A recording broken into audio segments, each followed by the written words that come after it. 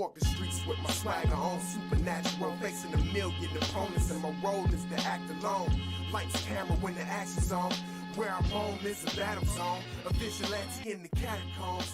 But I rock with a hot shot like a clock when it's cocked and popped and the bed is thrown. People say that my head is gone, but it's What's up, everybody? How you doing? It's Mike Watson. We're back in the building, in the basement of my home in Columbus, Ohio, in the studio, which is like my second home because I'm in here all the time working.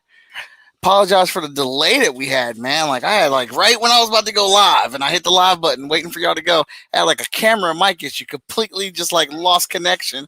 We've never had that glitch before, so I didn't know how to fix it. I had to reset it. I was panicking, y'all. I was behind the stage like, what the hell? What's going on? Never got this glitch before. But figured it out. So this glitch checked off, got it taken care of. So look. You're watching. It's a little show I like to call Chat and Draw. Chat and Draw is a show where I literally sit down from the virtual art table next to a colleague and we chat and I draw. Normally, it is their comic book character that I'm drawing and that we are chatting about. What's up, Andy? How you doing, man? Welcome to the show. Me, little background on me if you're a first-time viewer or whatnot. I'm the publisher of Short Fuse Media Group, the founder of Freestyle Comics, the most enthusiastic person in comics, and 1/4 of the Agents of Nerdy, which will be coming on at 9 o'clock tonight, right after this show. We're doing a double hitter, baby. Getting it in. Lots of stuff going on. Currently, I have a Kickstarter going on right now. I am trying to break 100. Trying to break 100 tonight. All right. If we break 100 backers tonight, and I don't care if you pledge $1. What we got? We're at 86 pledges. So that's 14 people. If 14 people can pledge $1, I am going to freestyle again. And those people get to pick the characters or the object that I get to freestyle about. And I'm going to do 50 push-ups. I don't want to die tonight. So 50 push-ups. I might even hit the elliptical machine for y'all and do that all on live. So that is my wager for you. If we get 100 people tonight to pledge, or 14 people to pledge the Kickstarter. The link is coming at you real quick. Skim. What up, KD? J-Man's in the building. Skim and scan. Hit that Kickstarter. If you've already pledged, thank you so much. I already appreciate it. Share it out to your network. Let's get 14 people. All I'm asking for is $1. $1. That's nothing. That's a bag of chips. But AJ, man, I know you can't wait, man. Soon. But look, let's get the pleasantries out the way. All that said and done, we're here, and you know what it's about. We got an awesome guest. Me and this guy go back super long. I think I would like to think that we can say he's part of my comic book origin story. The first issue. Not the first 10 pages, but when we get to meet some of the supporting cast and things, he's in that issue for the first time. So we're going to bring him on up to chat with us in a traditional Chat and Draw fashion. Here comes a new challenger. What up, Mike? How you doing? Oh, I'm doing good. I am trying to dig up that issue of Hot Shot that I showed you when you were on my show.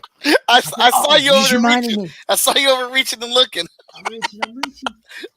I know I got it. Oh, I got it. Yes. He's got the very, very first ever print issue of Hot Shot back in 2006, 2005? July 2006. July 2006. That's back when you were. That's back when you were Michael J. Watson. Yes. I had the middle name. Which I got to tell you, I like that better. I told Hassan after. I said, you got to be Michael J. Watson from now on. Oh, you prefer that? Oh, absolutely. Why wouldn't you? It's perfect. That's awesome. And as I was telling the viewers today, that you and I go back way, way, way back when we were first hitting those convention circuits. But why don't you go ahead and introduce yourself, tell everybody what you do, what you have going on, and why you are here for tonight's episode. Oh, man. Yeah, I have a Kickstarter behind me going on for my flagship character as well.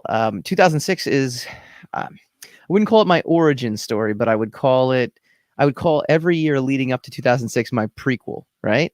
Mm-hmm. 2006 is when I dropped the Sire. It was the first comic I'd ever created, self-published, back when self-publishing was completely different than what it is right now.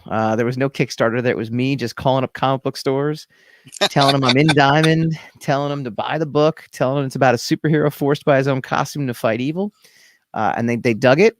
We sold like 2,000 copies independently through comic book stores back then. Got like reorders in. It was a really big thing, and it was pretty exciting. Went on to do some more work because of it at different companies like Zenescope, and then ended up getting a couple gigs over at Image Comics, and but always come back to this one. And this one is now volume 3. So we had the first volume was in 2006, 2008. Second volume was like scattered across the 2010s, and we finally collected it in 2018. This is the first volume that I'm going to be writing, drawing, coloring, lettering, doing the whole shebang. Oh, I did not know that. Yeah, I'll show it just for you. Ready? This is just for your audience. See?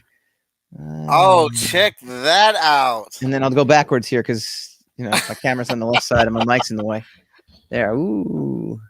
Oh, that's impressive, sir. I did not know that's what we were doing for this one. Yeah, I'll give you another one ready. Oh, wait, oh. Look at these sneak peeks we're getting. Yeah. Love it. So what was the choice behind that? You going all full tilt and doing everything on this one? I did the glance test, and I would draw some pages and I'd glance at it and I go, hey, wait a minute, that's not bad. That is actually of a quality that I can deem professional enough that I would actually do that. And yeah, I mean, now it's kind of like, all right, no, I'm at to a point where I'm like, no, I need this challenge. I need to do it. And and that's that's pretty much it. Just, what the other thing was too? So go ahead. This character was created back in 6th grade. I won't tell you what year that was. And earlier in 2020, when we were home, because that's all we were, was home. I actually went back and reread all 100 issues that I created between when I was in 6th grade and when I was through college. Right. So I did 100 issues. I did 8.5 by 14 paper. I was a legal size guy. Okay. I actually read somewhere, I think Eric Larson did it that way, and I was a big Eric Larson fan. Because originally I was doing 8.5 by 11 paper, but I got to be honest, the 8.5 by 14 was way better because you got more room to draw on it. Right, it didn't look exactly like a real comic because it wasn't as thin, but it definitely was, gave me more room to kind of play with the page and everything. Right. So did that, drew it. Wrote out again like 100 issues, and you can kind of see when I get into high school, and all of a sudden the stories kind of become, they become a little more like Rob Liefeld, and then they become a little more event oriented because that's what we in the 90s we read, like all the. I mean, I guess that hasn't changed, right? No, it has not changed at all. But all the Marvel books and everything like that were just big event stuff. So there was a little period where I'm kind of like aping all the event stuff. But then right around like junior, senior year of high school and into college, story gets a little more dramatic, gets a little more mature, and as I'm reading, I got to be honest, I became a fan of my own comic that I hadn't reread in God knows how long, and I was like, oh man, I totally forgot about this, and I don't remember this character, and there was definitely there was a sequence from issue 50 to issue 100. There was a sequence where, again, I didn't even remember doing these books, right? And doing this story. I mean, it was so long ago that I was like surprised at all the twists and turns. And I'm like, oh snap! How are we gonna get out of this? How are they gonna save this? How's he gonna, there's the whole thing. I'm like, how's he gonna get back to where he needs to go and save? And I'm like, oh snap! This guy came back. Oh yeah, that's right. This guy came back. I was like, wow, okay, and I kind of like left it. I'm like, you know what? I need to be doing this book. Like this story really is as good as it is. And I got to remember, like, that's what I set out to do when I first got into comics, is like, I wanted to tell this story. And not only that, but I was like, you know what? I want to draw it too. So that was it. That began it, man. Yeah. Awesome. Steve Stone. That's a good feeling. Yeah. It is a good feeling when you can look back, even, the artwork was a little cruder back then, but like, compared to what I can do now, but like, yeah, it was like, wow, okay, this is, I got to get this out here, And so now I mapped out another 50 issues of books that I want to do, for real now, essentially. Mhm. I mean, not that they were never real before, but yeah, so Kickstarter's out there. I'll post the link in the Facebook chat if anybody wants to go check it out. We got awesome covers for it. We've got that's the one thing I have no problem like handing off is the covers. I think for the next volume trade, I'll do the I'll what do you call? I'll allow myself to maybe do a cover, but what do you call? But yeah, we got Mog Park did an amazing Ladies Who Lunch cover, which was pretty good. Jim Calafieri, who you guys all know. You beat me to it. I just slid your Kickstarter link in there. Oh yeah.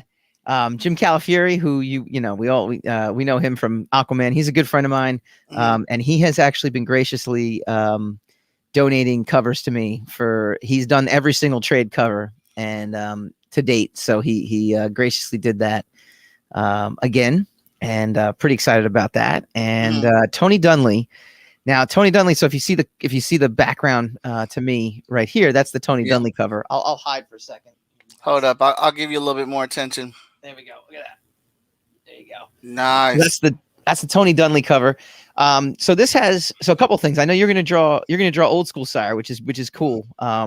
This volume is the new costume. So we're gonna have a new costume. A little bit of a. You can see it again real quick, but new costume. Okay. It's still kind of a variation on the old one. I'm not trying to like reinvent the wheel here, but just to kind of give it a little bit more distinction. Captain Marvel's new costume a couple years ago looks just like my old one. I was like, nah, we gotta do something about that. So, but he drew this piece for me so this piece is actually 20 years old. I did a book called Crossfire, and that was my first attempt at doing the Sire. He was actually called Crossfire. Nothing religious to do with it. Everyone always asks me that, and I understand why. But we ended up going from convention to convention, me and my dad basically, and I just published up the first issue and I would sell it. See, this is what we did, kids, back before Kickstarters were there, right? And I met Tony. It was Real Philadelphia, and he showed me his portfolio, and we became friends. We always stayed in touch. We emailed, and he mailed me this drawing, and I'm like, man, this thing's awesome. And I put it in the back of issue 1 of Sire. But then I kind of always tucked it away, and I was like, you know what? I need to like do something with this cover. And amazingly enough, like I was like, no, this is it. Like the storyline's perfect. These 3 characters come back in the storyline. I'm doing a new cover, and he drew what is to me just a very iconic pose, one that is actually perfect for modeling a new cover, like a new costume, And I'm like, right. And so I tweaked the outfit digitally. And basically, I was like, yeah, no, this is it. This is the cover, man. 20 years in the making. So you can order any of the covers on the Kickstarter. It's an awesome book. Like I said, superhero forced by his own costume to fight evil. It's kind of like having a spider sense, but instead of warning him in danger, actually puts him in danger. Doesn't know how he got the costume. Doesn't know why it's making him do what it does. And worst of all is he can't get it off. And J-Man asked, have you ever gotten writer's block since so many superpowers have been taken and trying to be more original and not similar to the established comic characters? Yes. That is an absolutely great question. And Steve Stone, thank you for mentioning that I took the leap too. I appreciate that. Yeah, no, it's writer's block is a thing, man. And it's, do you know what I found the best way to do it is to start with who the person is and don't worry about the power. Or unless you have like an amazing hook, right? So I'm also involved in a comic book company called Rogue Matter. So recently, it's a digital comic book company, digital content company. Really, it's where my podcast is produced by. It's produced by Rogue Matter. It's called Rogue Wave Podcast, and I have a book through them called Time Trader, and that started out as, what if I could rewind time? And immediately my thoughts kind of just immediately went to like, how can I make money off doing that? And that's what I kind of did with the character, like and so I started building the character, and then started thinking to myself like, well, if he could do that, would he try to like undo horrific things that happened in the past, and then so I started giving him like a block, like his character kind of had a block, right? Like, Well, he can only rewind to 24 hours. And if he does it once, he can't rewind until another 24 hours goes by, or, to whatever point he rewound last, right? Because if not, there's no conflict, right? Right. And so, basically, I have not seen the film The Tuxedo, but I know what you're talking about. There's also a show called Greatest American Hero, and I'll get back to the Time Trader story in a second, where the costume kind of like, he loses the instruction manual. We'll talk about what an elevator pitch is versus what the actual story is. Sometimes those are two different things, right? Yeah. So yes, in a way, there are similarities to other books out there. Venom has, kind of that, the symbiote kind of takes hold and kind of takes control of the host. So there's a lot of similarities in different characters. Our spin on it is that he's actually drawn to fight these. It's a world without superheroes, and all of a sudden, boom, there's superhumans everywhere. We call them evolved characters, right? And the costume is just pulling him to fight these guys, like and girls, right? To just fight them for no reason. He has no idea. So it's not a question of him necessarily. Like the costume's like trying to make him a hero. The costume is really just drawn to these other superheroes and superhumans. So definitely, kind of drawing in different places. And then what that is and what, why it's doing that is kind of the crux of, the the whole storyline essentially. And the larger purpose for what that is. So it's more or less a lot of fun. I like to kind of I like to take on a lot of superhero tropes and kind of play off those. Like for example, like in the very first issue, she's not, he works for a TV news anchor and TV news reporter. And he works and like he's her assistant, and like she immediately recognizes him. Like there's no like, wow, it's Clark Kent, Superman kind of thing. It's like, holy crap, what are you doing? What are you doing here? And he's like, oh, holy crap. And he's not trying to keep a secret identity. He's really just trying to struggle to figure out, what the purpose of all this thing is. And at the same time, because he can't control it, it kind of turns on and off without him being able to really do anything about it. So there's a lot of different things. Going back to the Time Trader real quick, just to kind of answer your writer's block question, though, again, started to really piece together a character based off the powers. And then there's in other cases, it's you come in with like, I want to create this kind of character. And then you kind of just think about what the hook is and think about something that's different and try to come up with something. Awesome. You got are you team crazy question? Are you team Godzilla or team Kong? I'm team Monster Eye Candy. Monster Eye Candy. Okay. I just like seeing them beat the crap out of each other. That trailer was awesome. Like I have no dog in this fight whatsoever. We just talked about that on our last podcast too, actually. Not the one you were on, but just yesterday or Wednesday's show.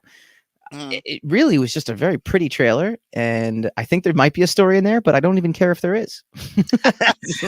That's what I was saying. My son and I have this addiction for big monster flicks. We we watch them in hopes that they are good. Popcorn sci-fi movie good. I'm not looking for Oscars, but I do want it to make sense. But there's a lot of crappy ones, and like the Meg, I enjoyed the Meg, but it had a lot of bad things in it. I actually did enjoy it. Yeah. You got to understand what you're walking into, right? Like, yeah, absolutely. We love sharks. We love sharks. So Jaws is a thing. But I think right now the most recent like good shark movie that's like legitimately good is Shallows. Okay. But like on Amazon, if it's got a shark or a giant alligator or a T-Rex in it, a son and I are clicking on it, and we know it's going to be bad, but we just like watching these bad movies. So I'm hoping to be entertained by King Kong versus Godzilla. I want to be entertained, and I want the sci-fi. What did you think of the Godzilla movie, the last one that came out? I liked it. I like the Godzilla aspects of it, but I did not like all the humanity they tried to put into it. Yeah.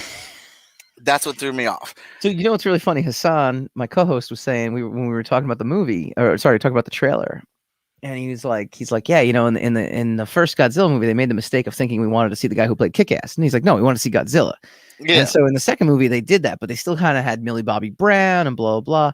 In the trailer, I kept getting annoyed by the little girl that kept showing up. Mhm. It sounds like when will they just realize we just want to see the monsters go at it? You Yeah. know, like that's it.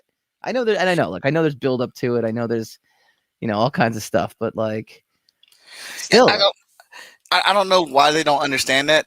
For me, Kong Sky Island had the right amount of balance. yeah, It was it was the right amount of King Kong and the right enough of tropey character. yep, But like they also had a good cast that was enjoyable as yep. well. I don't I don't know how that formula got missed in Godzilla, but like that's what I said about the first movie. So I was like, dude, this movie is good. There's just not enough Godzilla in it. Like every Right. time we got to a good Godzilla part, it faded away or a door closed or the Yep. camera. I was like, I'm not looking for the majestic beauty of Godzilla. I want to see him smash a building. Right. I want smashy. Right. So I'm just hoping they find the right balance of it. But you're right. I agree. That trailer is amazing. Apparently, it broke Warner Brothers' record Okay. for most viewed trailer. Well, I think the thing that's nice about it too, though, is we get to watch it from our couches, so that's kind of cool. I got to be honest though, I miss movies. Yeah, I do. I miss movies. I miss going to the movies. Wonder Woman 84. It took me 3 sittings to sit through it, and I only basically sat through it because we were going to review it on the next show. Mm-hmm. So I don't know. If I was in a movie theater, I would have been stuck there for 3 hours. I don't know which would have been a better experience, but at least I would have had popcorn. So I think I would have gone with that. Understandable. But so I like to ask this question. Well, I actually got 2 go-to questions I ask all the time. Do it. First one is, what is his favorite meal? What is his favorite food? Yeah. Oh, he's like a Chef Boyardee SpaghettiOs kind of guy. Is he? No question. Is there? Do you have a story why? Have we seen that yet? Or no? The closest we've gotten so far, and these are all good questions that need to come out. We do mention the bathroom aspect of his costume because I get asked that in conventions all the time. I'm like, yeah, you can't get the suit off. They're like, well, how's he go to the bathroom? And I'm like, you know what? And I threw that in issue 9. So okay. So go pick up the digital package that has volume 1, 2, and 3 for $20 on the Kickstarter, and that's the one I grabbed. There you go, and you can read exactly the how he goes to the bathroom with that costume on. So that's going to be very exciting. No, he's just like that kind of guy who has always he's the background character guy. Like he doesn't have any unique qualities. He doesn't have anything that like makes him stand out, and that's what makes him perfect for this storyline because. Getting a superhero costume, like first of all, like if you got a superhero costume, right, and it made you a superhero, I mean, first of all, the thing I do is go on TV. He's kind of a shy guy, he's kind of an introvert, so that's the last thing he wants to do. Then you think, okay, well, how can I make money off it? Well, he doesn't really have an opportunity to do it, and really, all he wants is for people to kind of take him seriously. But now he's stuck in a superhero costume, so how can that happen? Yeah. And there's just all kinds of great contradictions. I love characters who are contradictions. One of the super villains, I'll use villains in a quotation, really, is a character called Bard. And Bard's like your Incredible Hulk kind of character, but he's also incredibly smart. But he grew up in a bad situation. He grew up around bad influences. Ended up in and out of prison, but decided, while I'm in prison, I'm going to make the most of myself. And he became incredibly smart. And that's why he kind of got coined the nickname Bard because he was always very learned. He was storytelling, but now he's trapped inside a body that just wants to smash buildings and break things. Right. So it's almost as if, life is kind of, fate, God, whatever you believe is taunting him in a way, right? And kind of saying like, yeah, you're trying to show off that you are for your brain and your intellect, and we're going to give you powers that are completely opposite. And that's kind of like the Sire too. I think that's really, where he kind of comes in. He wants to get noticed, but then when he gets the opportunity, he's like, well, this is not what I wanted. So I don't know how that came from your Chef Boyardee question, but yeah, he's like a simple guy. Like he just doesn't, That is why I like asking the food question because you never know where it's going to lead you. Yeah, that's a good question. I like that one. Second one is, What's your origin story though? Like, Mhm. how did the love of comics and stuff even happen for you? Teenage Mutant Ninja Turtles. Okay. I remember waking up. I was in fourth grade, I think. So, once again, for anybody who is under, I want to say under 30, right? I think under 30 is a good benchmark. There were a thing called Saturday morning cartoons, There right? was a thing called Saturday morning Because cartoon. cartoons were not on 24/7. You know, it was not a 24/7 thing, right? Hmm. And I used to love Saturday morning cartoons, but then Sunday mornings was church, which I actually like church. I had no problem with church. Church was good. I come home from church or before church, and I'd be like, I want more cartoons. But Sunday Hmm. did not have cartoons. Saturday was your cartoon day. Sunday Right. was, maybe you get the Munsters, maybe you get the Addams Family. Like there was not a lot. And at 7:30 in the morning, WPIX channel 11 had Teenage Mutant Ninja Turtles, and I remember watching it, going, "This show is amazing!" Like this, it was just amazing. It was the animation was amazing, the stories were amazing, and very soon, I guess I wasn't the only kid who watched it on a Sunday morning because they moved it to like the afternoon time. Because once again, there were certain times you would get stuff that you wanted, right? Like Right. I would get the Disney afternoon. Disney afternoon was definitely my thing. But was it earlier? Yeah, even earlier than that though, was Mutant Ninja Turtles. They were on like 4 o'clock every weekday. Like every day you got a new Turtles show. And I remember being in a stationery store because once again, I like flexing my age here sometimes. You could buy comics in stationery stores, Yeah. as opposed to just having to go to a comic book store or buying things online or buying things digitally. Like you go to a grocery store and get comics. You can go to a stationery store. You can go to a whole bunch of places. My pharmacy had comics, like you can Mhm. go down there. And I saw a Mutant Ninja Turtle comic, and it was the Archie Mutant Ninja Turtles, Teenage Mutant Ninja Turtles #5 with the Man Ray, who was not on the cartoon show. They were just basically, Archie had free reign to just create as many characters as they wanted to. Mhm. And if you go back and reread those Archie ones, they are just as good in a completely different way than the black and white ones. But yeah, no, I started getting into that, and then my friends and I used to make Teenage Mutant Ninja Turtle comics. I made 35 of them. You made 35 Teenage Mutant Ninja Turtle comics? Yes. I was quite an epic creator when I was 10. That's awesome. And then my friend introduced me to Spider-Man. Hmm. And he showed me the Spectacular Spider-Man, and that was right around the time the Marvel cards came out. Oh yeah, okay. Those Marvel trading cards, and that was it, man. I was hooked after that, and then from there I created the Sire, and So when did that creation of the Sire happen? At what age? that was 11. Okay, all right. Yeah, he was not a superhero forced by his own costume back then. He was just a guy who got mugged, and so found a costume in his attic, put it on, and decided to go out and get, to find the people that did. I mean, I was 11, right? Right. Hey, Stupid. it's all right. You got to start somewhere, man. But then, as I got older, you start thinking about like, well, what would you really do if you could be a superhero? And like, fighting crime is not on that list, man. Like, it's just not. And it's Mhm. not a question of not helping people. You would help people, but I'm not going to be standing on rooftops like patrolling. You know what I mean? Like, I'm not Mhm. going to be, and I'm not going to kill people. I'm not a killer, right? I'm not going to be like Right. Punisher and like take people out unless something really horrific happened. So I started just asking the question, and I thought to myself, you know what? Going back to the original first origin of it, it's like, well, what if this costume finds him, and it has a mission, and it has a purpose. It just doesn't tell him what that mission is. It just doesn't tell him what that purpose is.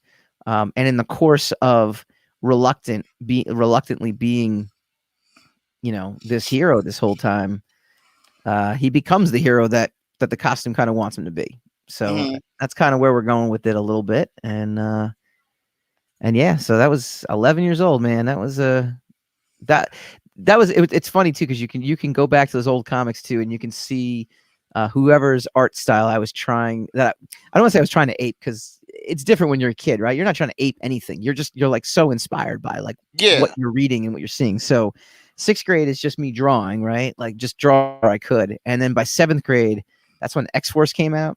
And that's when Liefeld, then I got into the X-Men books big, and I was like, you could just see the transformation. All of a sudden, everyone was like clenched teeth, lines coming everywhere on their nose. Everybody had this pose, big muscles, big like shoulder pads and packs, and like it was cool, man. Like it was, it's fun. And then in high school, I was like, no, Rob Liefeld sucks, man. Jim Lee all the way. And now I'm kind of like, nah, you know what? Rob Liefeld's like watching a Michael Bay movie, and there's style to what he does. So I can go back to being like, you know what? I kind of dig it, man. I go back now to Liefeld's work. I reread X-Force. I hadn't read that in a long time. For another podcast I'm doing a podcast called Wednesday Forever with a good friend that a mutual friend, Mr. Victor Dandridge.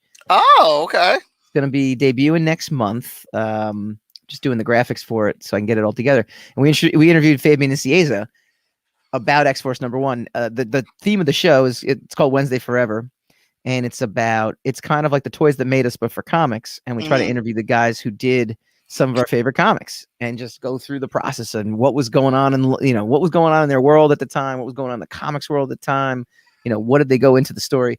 And Fabian's a friend of mine, and so we were able to kind of Andy Shaggy Cordy just says the issue where Man Ray was an Echo Spy. That was the Teenage Mutant Ninja Turtles I was referencing, and that was actually an amazing run of Mutant Ninja Turtles. But anyway, and Fabian is funny, not to spoil things because it's an amazing interview, but he loathed working on that book. Did he? He did not like it. He did not like it one bit. And he actually wrote dialogue that in a way reflected his feeling on it. He didn't enjoy it until he started to really write it himself.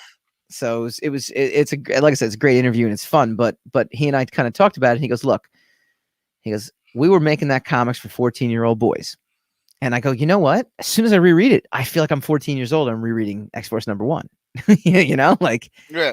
And so, like I said, there's something to be said about, not everything has to be like highbrow, artsy, like I'd love to make Kingdom Come. I'd love to make Watchmen. I'd love to make Sin City, but quite frankly, I'd be just as happy to make, the Sire, your X-Force #1, where your X-Force or your X-Men, back in the day when you can just enjoy it for what it is, and just kind of fun.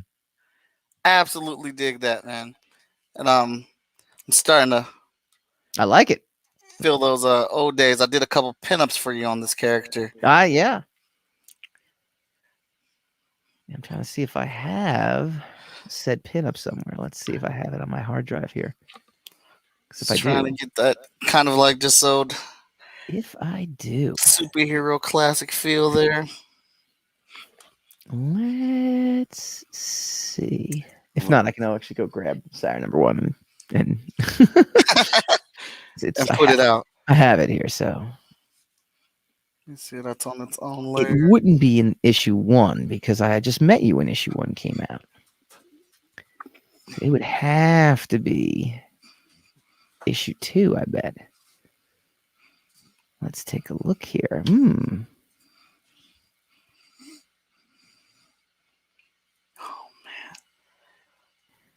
Or do I? It's a good question. I'll tell you this, I do enjoy drawing on this iPad. I see you doing that, man. I like it. That digital life. Yeah. It's like, what have I been missing? Was it Sire 3 then? I think it might have been Sire 3 now that I think about it. Let's see. You might be in luck, or the audience might be in luck. Yeah, Michael always has. It takes him a little bit, but he always seems to find the things from our past. Wouldn't have it any other way, right? Let's see here. Oh, I haven't broke these mugs out in a while.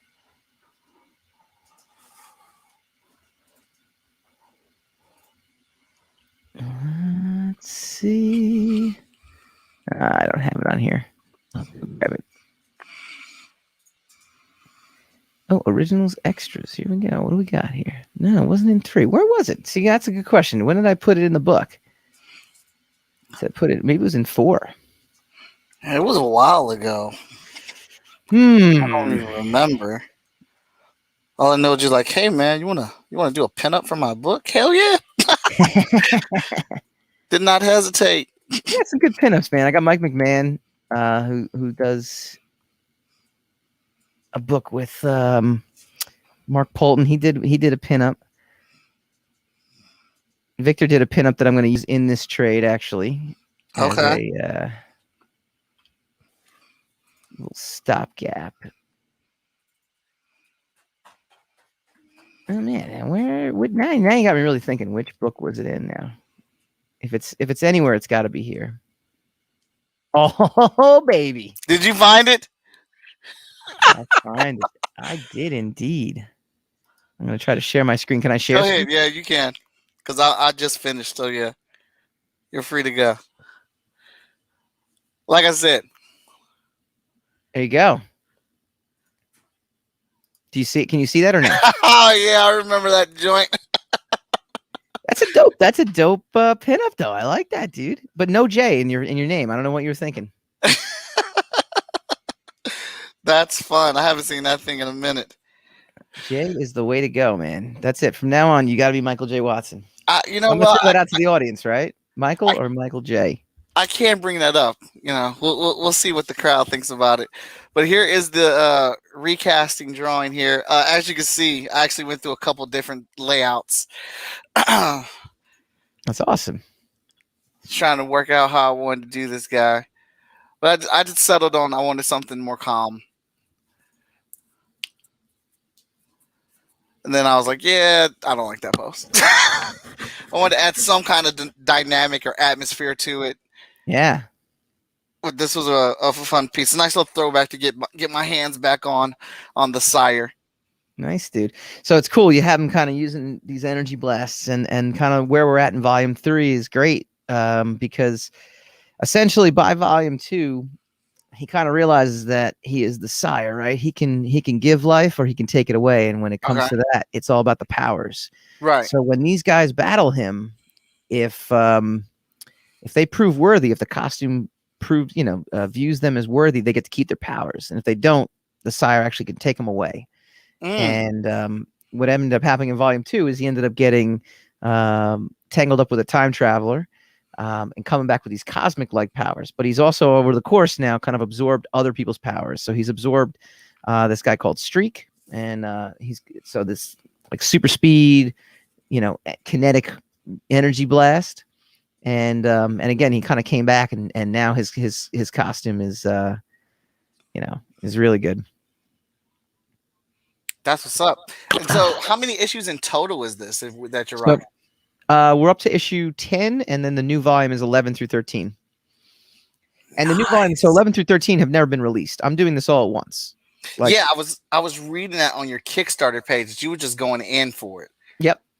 And I like this method a little bit better. We have a floppies reward. If anybody who likes the floppies, look, I love the floppies, but I don't like doing Kickstarters. So I was like, you know what? I mean, kickstarting Sire number 11 at this point, like how enticing is that to someone who's never read the book, right? Right.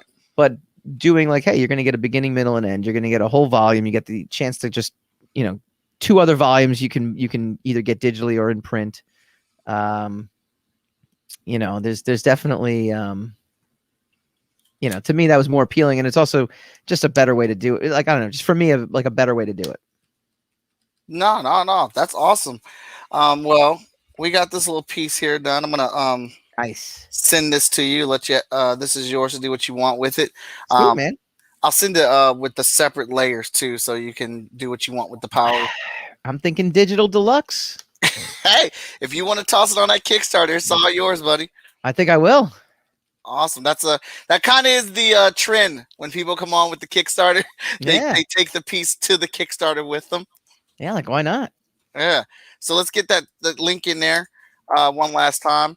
So be sure to check out this Kickstarter. As you can see, it is a a very nice superhero story that I feel like is coming from the left corner right angle that you don't suspect.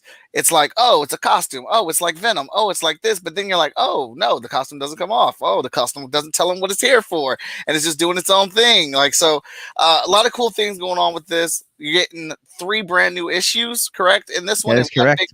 One big trade here. And he's doing the art on this one, which I did not know that was happening. So that's like a super awesome plus. So writing, lettering, coloring, inking, doing it all. One man show. Yep. Yeah, I'll do one real quick. This is just for you and your audience. I haven't even shown this yet on the Kickstarter yet. Oh shoot. Let's get it. Let's get it. Hold up. Where's my little thing at? Oh, go ahead. I got a little thing for it. Hold up. Here we go. I'll share screen real quick and boom. That's page 1. Nice. Yeah. I'm pretty excited, man. It's like I said, I did the glance test and I'm like, oh, that looks like a professionally drawn piece. So that's my litmus test. I like the feel that you're doing with the colors around there. It feels like a 90s comic book back when it was like on like the newsprint paper. Oh, yep. And I love that. I love it. All right, awesome. Well, everybody, I want to thank Michael for coming on to the show, spending a little bit of time with us for this double hitter Friday that I have going on. Please go check out his Kickstarter. The link is in the comments. You know how I feel about those. There's 3 things you can do. Number 1, you can share it. It is the cheapest thing that you can do, and sharing is just as powerful and as important as actually pledging and giving us money. If money's tight, I perfectly understand that. You can donate $1. But 2 months ago, I did a $1-thon for Freestyle Comics with Danny Cooper and Veronica Smith, and we raised over $800 in one day with people donating $1. So we're not going to turn away $1. It helps, it builds up, and it's great. And then finally, go to the Kickstarter and find a pledge you like and spend your money on it. I personally pledged $20 for the digital package to get me all caught up on all the issues of the Sire plus the new content. I feel like there's a pledge level for everybody, for everyone's budget in there. So let's get out here. Let's advocate for this guy. This guy's been out here for a long time, man. He's been out here hustling, bustling with these comic books, and now he's finally taking the great plunge and he's doing it all himself. Let's make this Kickstarter come to life, everybody. Thanks so much, man. Hey, no problem, man. Thanks for being on the show. I hope you enjoyed yourself. Oh, I always do. Anytime we hang out. Now we got to do it in a convention setting soon. I know. I need the conventions to come back. I know. All right, guys, we're about to get ready to bang off here. We got to switch scenes. We're about to set up for the Agents of the Nerdy. Dakota and Tessa are here already setting up stuff, trying to get things organized. So we'll be right back. Go hit that bathroom break, grab yourself something to drink, and then come right on back to this same channel as we will be digging into Christina watching her first anime, Attack on Titan. So we're going to see what that experience is like and talk about all the crap that you nerds have been arguing about that's been pissing me off. So you all have a good day, and I will see you in about 10, 15